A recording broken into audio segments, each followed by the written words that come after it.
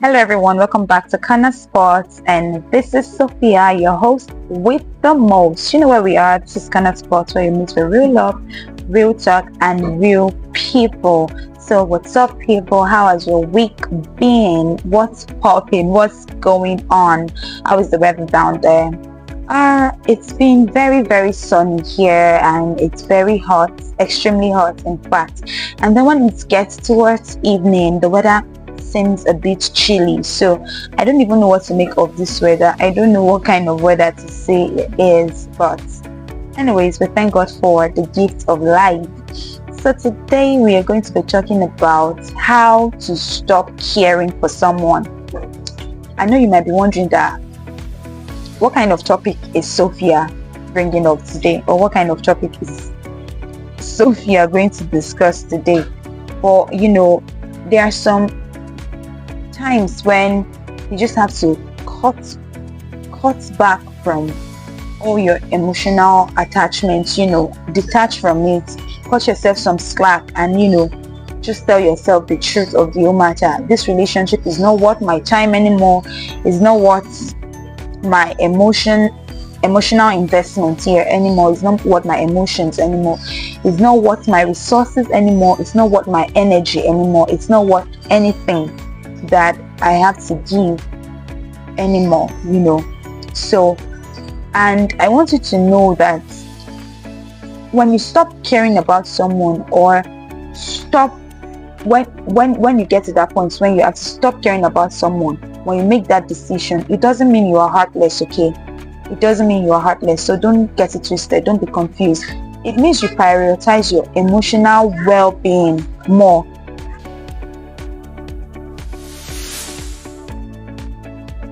So to actually stop caring for someone is hard, let's face it, okay? Because even if the relationship hasn't been on for too long, let's say a month or two perhaps, that period of time that you've devoted to that person, even if it's within a short time span, you've felt routine.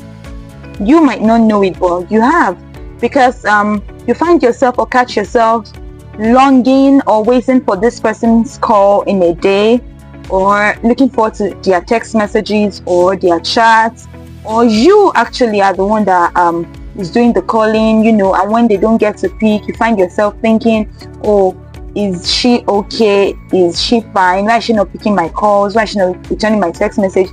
So you built routine of communicating. Perhaps you've been out on a date or two together, you've talked at length, about some things you both have in view, to achieve or to do, and then to suddenly now think that thing that has been ongoing would come to an end abruptly. You are not envisioning it to be a short-term thing, and then suddenly the whole stuff ends, or suddenly you feel your heart is no longer here, like in the relationship, or your heart can no longer take this, because of how crazy the relationship has been, or because of how it's draining you, or you find out this is not actually what I want. Yeah, this person might be a great person, it might be a good guy, but is not good enough for me, in the sense that is not a good guy that fits into the kind of person I am, or the kind of things I want to do with my life. So it's a good guy, yes, but it's not my own good guy. This guy is not for me, so stuff like that, are some of the things that might cause a person to stop caring in a relationship. Other reasons are the most common one, of course, if that relationship is a toxic relationship. Toxic in the sense that it's draining you, it's taking away from you. Perhaps it's even an abusive one that makes use of violence, physical beating, emotional bullying, puts you down, talk you down, never supportive. The person is so selfish, self-centered, just about their own business, just about their own good, just about what would make them move forward, just about their own progress. They care nothing about you, or about where you're going to, or what you're looking to achieve with your life. So stuff like this can make your heart grow cold. Yes, Stuff like this can make your heart grow cold, and you start tilting away from the relationship. Something that you were so into, you were so crazy about, you've had plans for it. Oh, if all things are equal, by this time next year we should be spending our first year relationship anniversary in so place or something. Or even you want to take the big step and say, I feel this person is someone I can settle with, so by this time, so period of time, I feel we should be getting married, we should go to the court, and get wedded or something. And all of a sudden you realize what you've envisioned, or how you've planned for it to go, the relationship is not turning out that way anymore. Instead, you're now finding out some things, that you didn't see at first because of the euphoria, the love, that first rush of passion that you were feeling, then suddenly you feel, oh no, this is not the person I want to spend eternity with. This is not the person I want to spend forever with. This is not the person I want to devote and give my whole life to. I don't think this person is worth it. I don't think I and this person can actually build a life. I don't think I and this person can build a home, can build a family. I don't think I want to be with this person and associate with them as their spouse or their partner, So you've come to this conclusion, but yet the love is still in your heart, you still feel a pull towards them for any reason whatsoever, I don't know, but you still feel your heart tilting there, even if you shouldn't be in this relationship, but your heart will not just listen, your heart is still tilting towards it. How do you actually come to the conclusion that I want to stop this, I want to come out of this, I want to take my heart out of this relationship, I don't want to invest my emotion in this relationship again, I want to stop caring about this person? How do you do that? The first thing you want to do is accept your emotions, accept whatever emotions you're feeling for the person. Just come to the conclusion that this is what I feel about the person, and this is how much it is, the intensity of it is at this degree, it is at this level. Are you obsessed? Are you just in love? Are you in lust? Is it just a fling? Some people can keep a fling going for even months, they just enjoy talking to the person, but deep down they know, nah. Bookie is not the kind of girl I want to be with. Or, nah. Touchy is not the kind of guy I want to be with. It's not the kind of guy I even want to call my boyfriend. So anything we just have now is just for, the fun of it. Cruise. Some people can keep a fling up to, that level. Others cannot. Others actually, once they start, immediately they ask you out, is because they are serious and they want something serious with the relationship. For others, it's not like that. So you have to accept the emotions you are feeling. Talk to yourself. Okay, what exactly do I feel for this person? How deep has this feeling run in my life? How deep has it run into me? How deeply invested is my heart? How gone is my heart? What percent is it? When you accept, is the first step. Then you now know, okay, if I love him this much, or if I love her this much, this and this is what I'll need to do to actually stop this, which will help me to now come to the conclusion that I've stopped caring about this person and I can now safely end the relationship. I won't be hurt, they might be hurt, but they would eventually move on, but for you, you've settled yourself, you've settled your heart, you've accepted it, that this is what I want to do. I love this person, I'm at this percent or this degree of love. Do I love them enough to give my life for them? No. If you don't love them enough to do that, it's not that deep. Do I love them enough to take a bullet for them? No. Okay, do I love them enough to do this? Just ask yourself those important questions and evaluate the whole thing. When you've done that, when you've come to that level of acceptance, the next thing you want to do is distance. You have to intentionally, deliberately create a physical and emotional space. You establish a physical and emotional space deliberately. You establish it deliberately. What do I mean? If this person is such that gifts gets to them, words of affirmation, quality time, attention, what the love language is. If that's what makes them feel love, makes them feel that care from you, you want to stop it with immediate effect. So you minimize it up to the point that you're able to stop it completely. And physical distance, in the sense that if you guys meet for dates twice a week, you limit it to once. Create genuine excuse. You can book to be at somewhere else, so when they get to ask, oh, you didn't turn up for dates last week and today you're telling me, you can even send that to them, but see, this person invited me and I couldn't turn it down. Just little things that, if they are smart enough, would even give them hints that, is this guy trying to leave me, or is this girl trying to leave me? Why is she acting in a different way? So just create that physical space. Don't call, don't chat as you ought to. Minimize it. Minimize it. Let them know that a space is now coming in between. Then when you create that distance, you still have all those emotions hanging, and it's not hanging in the air, it's still in your heart. So all those emotions are still hanging. Now what do you do with that emotion? Which brings me to the next step. With all those emotions now that you now have left in you, what you want to do is you redirect that emotion. You channel the emotion into something else. Perhaps your hobby, if you like playing golf, spend more time playing golf. Have a friend, make friends. If you don't have one, make friends that are interested in the same thing you are interested in. Redirect that emotions.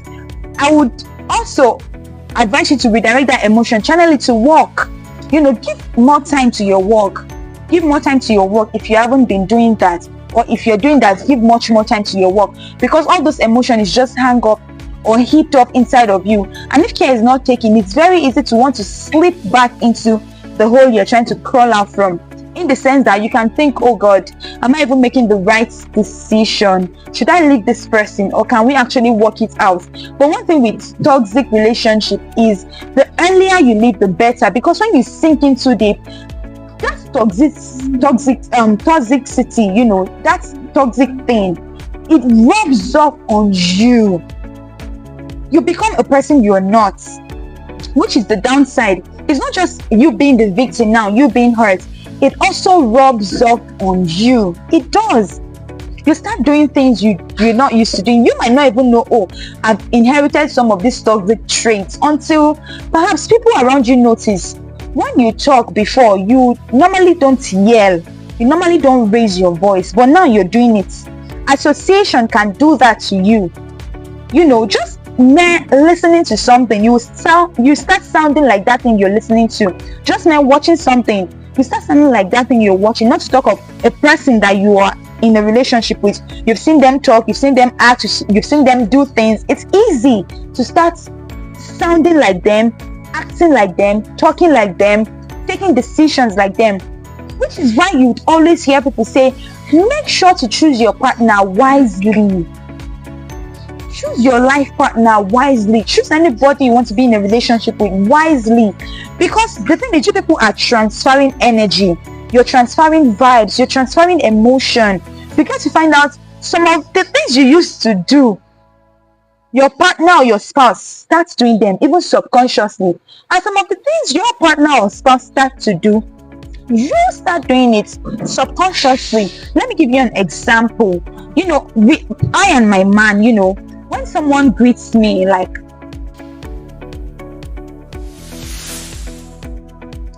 when someone greets me good morning, for instance, I go good morning, okay, of course, also. And then when they ask how are you, I go, I'm very well, thank you, and you? So that's my thing. Like when you greet me, when I get to work, my colleagues, when I'm at church, my neighbors in the morning at the house, that's on the phone. When you call me and pop that question, good morning, Sophia, I go, good morning, how are you? I go, I'm very well, thank you, and you? So that's my thing. Everybody knows that is me. That's my thing, Then for my man, it's quite different, When someone greets him, he goes, good morning, of course, to good morning, it's good morning, of course. And then when they ask, how are you? He goes, I'm fine, But I noticed, it wasn't like we both sat down together and we went, okay, so when someone greets you, you're going to say, I'm very well, thank you, and you, like I answer, and me, I'm going to say, I'm fine, thank you. Not like we sat down and had an agreement, about that, but it just so happened that when they greet him, I start noticing, he goes, "I'm very well, thank you, and you?" And I'm like, oh, look who is answering greeting like me. Although I haven't changed, it's not like I'm the one saying I'm fine now, okay? But all I'm just trying to say is association, rubs off on you, if you're in association with a person that has a particular behavior or is doing a particular thing, there's every tendency for that to rub off on you. That's one thing with being around toxic people or being in a toxic relationship. Before you know, a part of their toxicity, we start reflecting on you, things you don't used to do before. You just find yourself doing it. Why? By reason of association, by reason of having stayed with them, you've heard them, you've seen them do it, act like that, you've been with them, so you just find yourself doing it subconsciously. You are absorbing their character. It's like cotton wool. When you soak it inside water, you raise it up, of course it's going to drip water. That's the same thing with association. You are like the cotton wool. The people you are associating with, they are like the water. So if you associate with bad water, your cotton wool, you will drip bad water. If you associate with good water, you will drip good water. So that's how it is.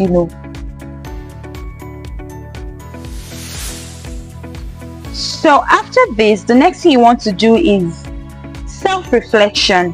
What do I mean by self-reflection? You want to take a moment and truly be honest with yourself, okay?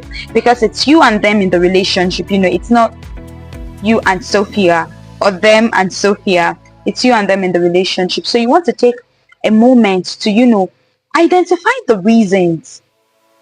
Identify the reasons. Try to identify the reasons and understand the sincere reason why you want to stop caring about this person. Why you want to stop caring. What is the reason why you stop caring, or why you should stop caring about this person? Is this something they are doing? Is it something you've come to find out that I cannot keep up with this? I cannot spend the rest of my life with this person because they are this way or because they are doing this. There is room for compromising, of course, but compromising is not at the detriment of your own emotional well-being. Compromising should not be at the detriment of your own safety, your own emotional safety. So if you feel this thing will tear you apart, or this thing will ruin you emotionally, it is not worth compromising on. It is not worth compromising for. And mind you, compromising should be mutual, 100% mutual. Compromising in relationship should not be one-sided. I recommend you listen to one of our podcasts, where we discuss at length about compromising, in relationship, and what you should compromise on and what you should not compromise on in a relationship. I and Sam, the podcast is on our channel on Spotify at Corner Sports. So you do well to go listen to it to understand and have more insight, about this. So you want to really sit down. If it means you taking a pen and a paper, take it. If it means you using your notepad, do it. Type it down, write it down, because you want to be seeing the reasons. So when you feel like you're missing them, or you feel, oh, I've made a mistake, you should cast your mind back and go back to reread those reasons that you scribbled down. Reread them, to remind yourself that no, it's a good choice I actually made, to let go of them. It's a good choice I actually made to stop caring about them, because I finally noticed that, at the long run, the relationship is just bound to crash. They were not worth my time, or they were not deserving of someone like me, or actually they are really good person, but my life's goal and their own does not align. So I'm going towards this direction and they are going towards this direction. So it's not the same thing, and it just cannot work. Yes, so after you've taken time to do your self-reflections, giving yourself the reasons, the genuine reasons, and trust me, because I'm saying genuine reasons, it might not sound genuine to other person. Perhaps if you even read out your reason to your friend, they'll be like, you're just being naughty, you're just being silly. This is something you can work out. Do not let anybody put you down because of any reason you want to choose to stop caring about a person, or you want to choose to opt out of a relationship. Do not make anybody make you feel like your reason is not reason enough. Trust me, you and them are different people, two different people. What they would be comfortable with might be what you can never be down with, might be what you can never be cool with. And what you might be comfortable with, they would say, nah, I can't take that. So this is the beauty of humans, our individuality. So don't let anybody feel this reason you're giving is so lame, it's a dumb reason. This is something you can actually work around. This is something you can actually take therapy classes for, or counseling sections for. Do not let anybody make you feel that way. If you have a reason, baby girl, and your reason is not making sense to other people, your family, your friends, or even your spouse, as long as the reason makes sense to you, trust me, that reason is worth it to stop caring about that person. That reason is worth it to leave that relationship. That reason is worth it, as long as it makes perfect and total sense to you.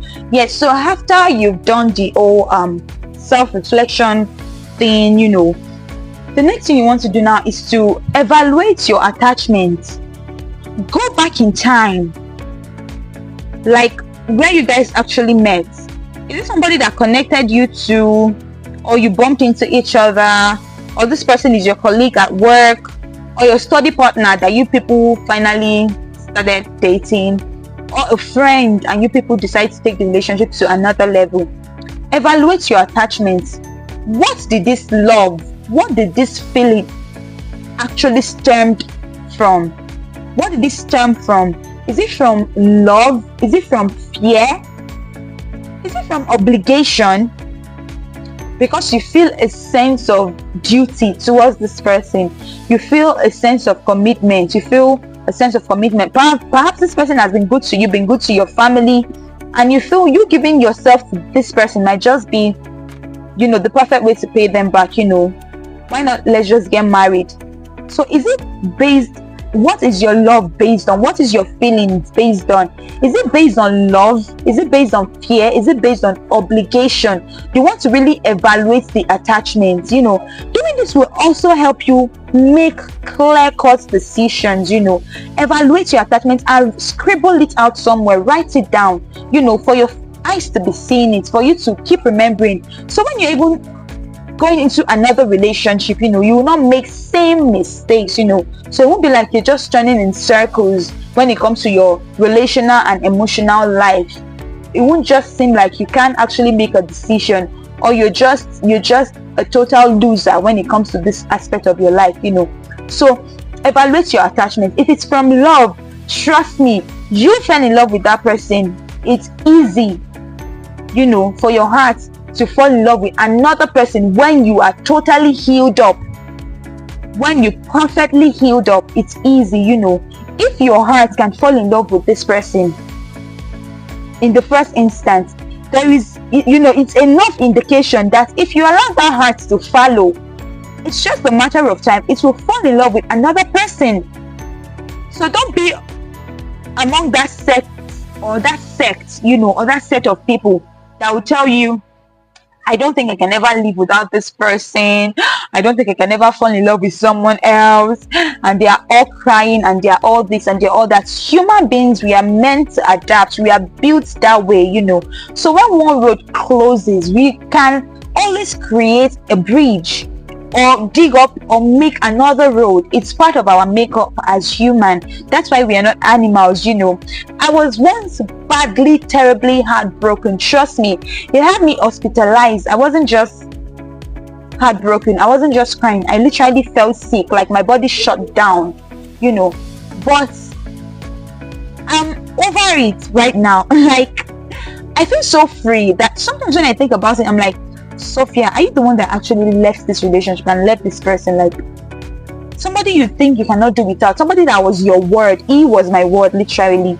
I could give anything, and I actually gave anything for that relationship to work, But thinking about it now, sometimes when I think of it, I'm like, wow, it's crazy.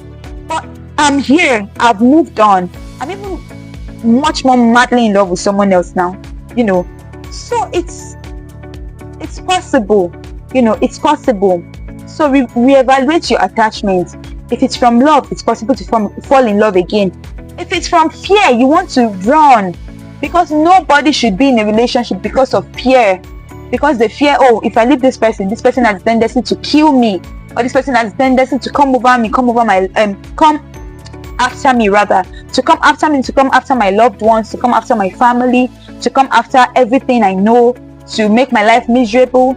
You even want that in itself alone is even toxic. To say you are actually in a relationship with someone, or you won't stop caring about someone because of fear, that in itself is toxic. Or is it from obligation? And who is the obligation centered around? Is it on family? Is it based on business relationship? Perhaps your dad said you must get married to this person or be in a relationship with this person so they can secure that contract, or what? Or is it because you are from the royal family and it's laid upon you, that you have to marry this person or be in a relationship with this person, even if you don't truly love them, So what is your attachment from? What is fueling your attachment? You want to evaluate it and know how to cut that attachment. Then after doing this, after you've done your self-reflection, you've evaluated your attachment, the next step you want to take, to help you stop caring about this person, is remind yourself of your self-worth. Remind yourself of your self-worth. Trust me, no human being is just useless. No human being is just there without nothing to add up or bring to the table. Even the persons you might think are the most foolish people in the world, they are worth something in someone's eyes. And that is why they would, find a relationship or be in a relationship in the first place. If I don't think you are adding anything to my life, why should I maintain any sort of relationship with you? Even if it's not a romantic relationship, any sort of relationship at all. Even if it's something based on, just social premise, we are just friends, we just gist and chill out, why should I want to if I feel there's nothing you can actually contribute to my life? I'm the only one contributing something to your life. You're just taking from me. Am I saying there are not relationships like that? Of course, there are relationships where you are the one giving to the person solely. Relationships such as your pastor, in church, is the one giving to you, giving you the word of God, giving you counsel, giving you guidance. But even if we're going to look at it in-depthly, you're also giving to him.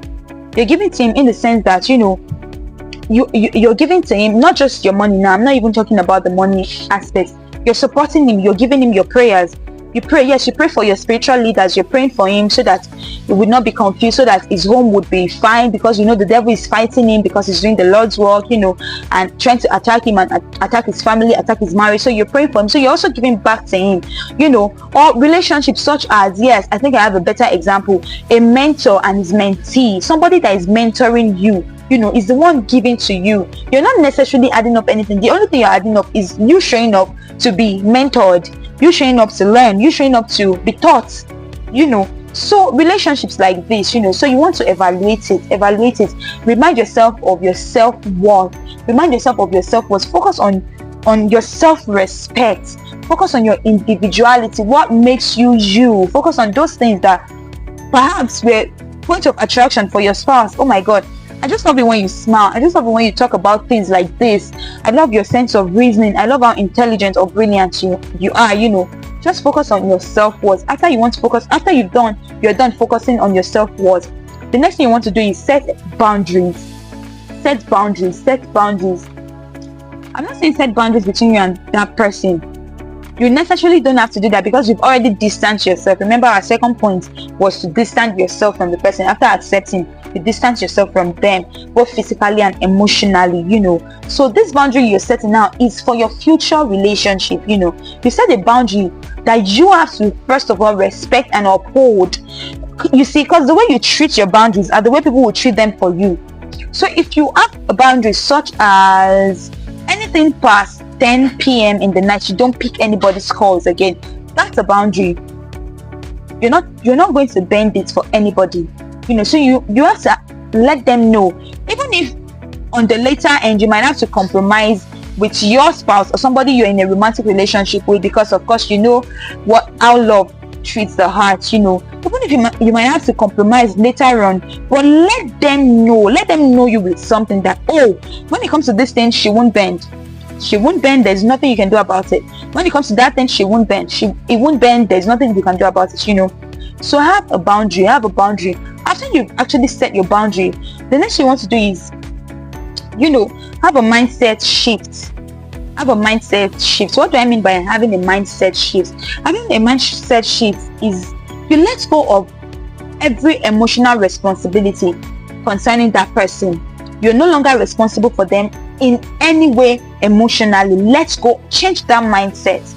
Change that mindset. So don't go, oh, actually, I know this person has this challenge or this terrible thing, and when we were together, I was the one that was actually helping her to cope, helping her to go through. How was that person coping before you came into their life? Please tell me. How was that person, living before you came into their life? It gives you a cue into knowing when you exit their life, they would leave. Trust me, they would leave, and they would live fine. So have a mindset shift. Let go of every emotional responsibility concerning that person you're trying to stop caring about.